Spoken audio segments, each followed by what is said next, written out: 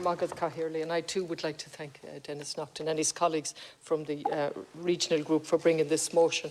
And there are some, I support the sentiment of the motion, absolutely, without hesitation. I support the call that MARA be established and operational within 12 months, the upgrading of the ports, the overall message and acknowledgement that we must reduce our dependency on fossil fuels, and the acknowledgement that the situation as is at the moment is developer-led. I couldn't but agree with all of that. There's one little thing that I'm not nitpicking, but I think I'm using it, exploiting, that we should exploit our resources. I think if the biodiversity crisis and the climate crisis has taught us anything, it's to get rid of those words of exploitation and to use. And absolutely, it's a wonderful resource. And as you've pointed out, and it has been repeatedly pointed out, that we have one of the largest maritime areas in Europe and so on, 7 times our landmass.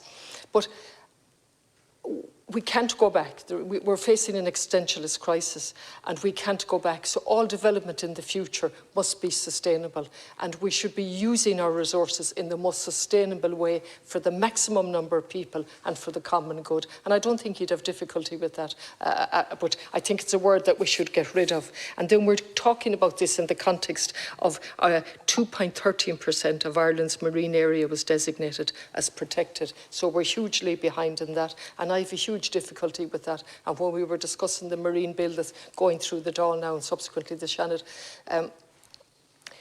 we were told that this was a parallel piece of legislation. I don't accept that. It should have been the first piece of legislation. We know from Airgrid and the windmills on land that they're developer-led as well. So we're in a situation where we've no plan, no overall vision, even though this is a wonderful opportunity, if we do it right, to make Ireland green and to make Ireland an example to other countries and to show the way, even though we're a small country with a huge marine area. In relation to the public, in relation to the community benefit, again, I have a big problem with that. Deputy Harkin mentioned that. I believe it's a divide and conquer approach. I think the word community is a misnomer, and it's even less involvement when it comes to the offshore, quite understandably, because it's quite complicated that the community couldn't own, but there's huge possibility for the community to own onshore wind and to bring people on board, to bring the likes of me on board, to look at areas in Galway, the Claddagh, Shontala, Bohermore, make themselves sufficient, but not this divide and conquer. I'd also like to refer to sorry, I have it here, this is the one, the OSPAR Convention for the Protection of the Marine Environment and North East Atlantic. And lately we signed another, there was a ministerial meeting, and we have the Cascais Declaration, you might correct my pronunciation, and there are 29 paragraphs in that. Now, one in particular, if I had more time, I'd go through them all. But number 15, offshore renewable energy will play a key role in decarbonising our economies in the coming decades, but knowledge gaps still exist about its impact on the marine environment. We will take action to promote and facilitate the sustainable and so on. Human activities are reaching further into the ocean than ever before, unlocking new opportunities for sustainable use of resources in the OSPAR maritime area, and we will lead and so on.